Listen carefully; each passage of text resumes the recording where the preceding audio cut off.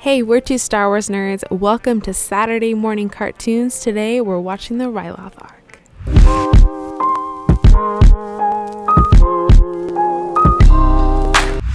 Hey, we are two Star Wars nerds, and we are going over the Ryloth arc today.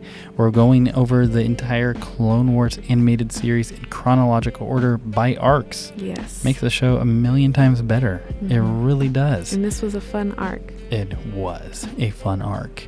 So there are 3 episodes in rapid succession. Episode 119, 120, 121. And these episodes are the Ryloth arc. Mm-hmm. So in the first one, Storm over Ryloth, you have this. Everything's big in scale in this one. This is like a big space episode. Basically, you find out there is a separatist blockade of Ryloth. Nothing new for the separatists. No, it's politics, baby. They love it. They love blockades. They really do. But Ahsoka is leading an advance to take out this blockade. She loses an entire squadron. Then she's put in charge of a larger mission. And people are just like, all right, yes, sir. She's in charge. Yep. And there's this really cool idea, basically, because, the Republic kind of retreats for a moment, and Anakin Skywalker comes back with an empty Star Destroyer that has basically been beat up and ends up, leading this awesome mission with Ahsoka, this bold flank move. It's a very military episode. Mm-hmm. If you love war, this is you need to watch this. I would even say hop off of this, go watch it, come back, Storm over Ryloth. Make sure you come back, but it's really good. Mm-hmm. And then 120 is Innocence over Ryloth, and this is it takes a very different direction. So you have the big sweeping war, and then it gets down and becomes personal. Mm-hmm. And this is very much like a ground assault. And on the ground, you have Obi-Wan Kenobi and Mace Windu leading this Republic invasion to bring food and supplies to the people of Ryloth. Twi'leks, basically are living shields. Yeah, messed up. For the droids, and then you see some of the clones, Boyle in particular, calls them tailheads. He's a little R word there. Yeah, he views the Twi'leks as less than, and it's kind of crazy, but this is that infamous episode where Boyle and Waxer find the little Twi'lek girl. Numa. Yeah, it's so cool. And there's a lot of compassion in this. And the Twi'lek slaves get freed. It's a really cool episode. It kind of warms your heart. Mm-hmm. And then we go into 121, and my synopsis of the arc is almost done. So 121, Liberty over Ryloth. This one is cool. Mm-hmm. So this one, Mace and Obi, again, very centered around Mace Windu, however. They're leading clones to liberate the capital of Ryloth. Basically, they've pushed the separatists back to the capital, and that's what they're going to do it. But they have to hook up with the freedom fighters and Cham Syndulla. So it's really cool. And then basically Dooku's like, hey, you know what we need to do? We just need to bomb the capital, and we can use it as propaganda against the Republic. And again, it's politics. It's war. It's pretty crazy. You see Mace very, very strong with the Force in this. But hey, at the end, there's freedom. There's liberty. It is super cool. The Republic wins, and temporarily, Ryloth is free. Yeah. So there's a lot that happens here. So much. Yeah. But thoughts on this? I've talked enough for a little bit. Why don't you jump in, share all your thoughts. I'll wrap it up with a few that I have. Awesome. I have some notes, so I'm going to just review my notes. So if I'm looking down, I'm reading my notes so I stay on track. You're so professional. Storm over Ryloth, I really liked that episode because I saw something in Anakin that really is beautiful. You see almost Anakin be a father, and it's crazy that he was able to be a father when he never had really a good example of one. He just has such a father heart in this episode, and that's when Ahsoka leads her first mission, and then it doesn't go well, yet Anakin puts his life and everyone else's life in her hands and says, I still believe in you. So even though she failed, he didn't discredit her. He's like, he was the one who stood behind her, believed in her. And I think if he didn't in that moment, we wouldn't have the Ahsoka that we know and love now. Yeah. I think if he would have said, yeah, you failed, I think the story would be very different. So I think that moment was so important for Ahsoka to when she failed, someone still believed in her. And that's something that you can apply to everyday life. Like, we all need someone to believe in us. We just had a wisdom on that recently, but be the person who believes in other people. Yeah. A side tangent, but so I really liked that episode, just to see that in Anakin, because he didn't have that he didn't have a father. He didn't have someone really like that for him, even though he's searching for it. Yet somehow he was still able to give it. I think it's because deep down he knew what he needed and he knew what he wanted. So he was acting from that place, and he loves Ahsoka.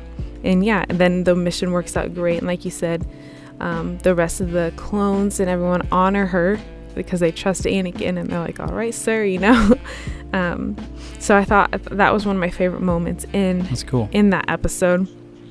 In Innocence of Ryloth, it's funny because at first I didn't understand my note because it says grumpy clone. I'm like, what was I going for there? But yeah, talking about, you get to see these two clones working together, Waxer and Boyle, and Boyle's the grumpy clone. Yeah, so grumpy clone Boyle. You can just see he's just not enjoying his time. But then by the end of the episode, you see his outlook completely change, which is cool because, again, character development is a beautiful thing. And so you see a character development from a clone who didn't care really even about the war he was fighting, to then like embracing this, little girl Numa. And, at the end she calls him brother in her language. And he had asked Obi-Wan what it meant. Or I don't remember which one, but Waxer Boyle asked Obi-Wan what it meant, and he said, oh, she's calling you brother. And it's like, it's just from the beginning of the episode to the end, it's said so beautiful. So I loved that. And you just see Numa, she's a very brave little girl, and so I thought that was super cool. Like, she was willing to lay down her life for Obi-Wan. Like, she goes out and stands in front of a not very good situation but she threw herself out there, and so that was super cool. What I really liked on the last episode, Liberty of Ryloth, was seeing Cham Syndulla. So yeah, those are kind of my highlights from this arc, and I would rate this a 7 out of 10. Nice. Yeah, I would also rate this arc a 7 out of 10 overall, every episode and the arc, to be honest. For me, I think two really interesting things.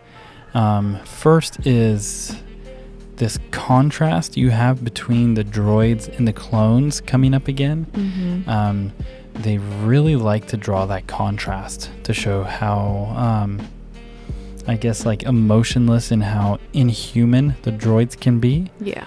And how then ironically the clones, how human they are. Right. And so it's really cool to see that.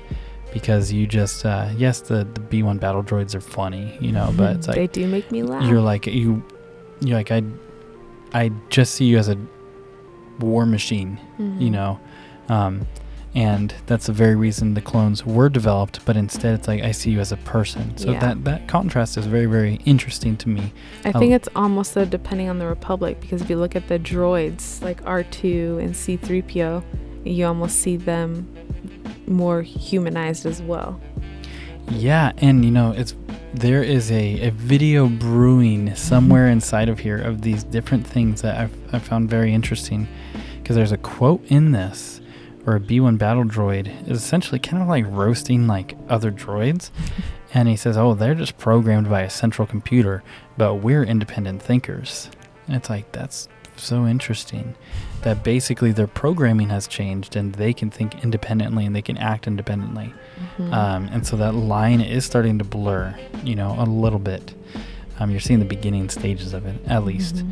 But I think finally for me, and kind of the closing thoughts, this does draw into some bigger issues, but at least in terms of the Clone Wars and Star Wars, I find it interesting how it starts diving into consequences of war. You don't really see that a lot in Star Wars, but in this, it's like you see so many troops lost, and how do the generals deal with it? Anakin and Ahsoka. You also have the extreme pain and tragedy that is left on a people group like the Twi'leks, and it's very difficult to watch sometimes. And yes, it is a kids show, but it's also kind of not a kids show.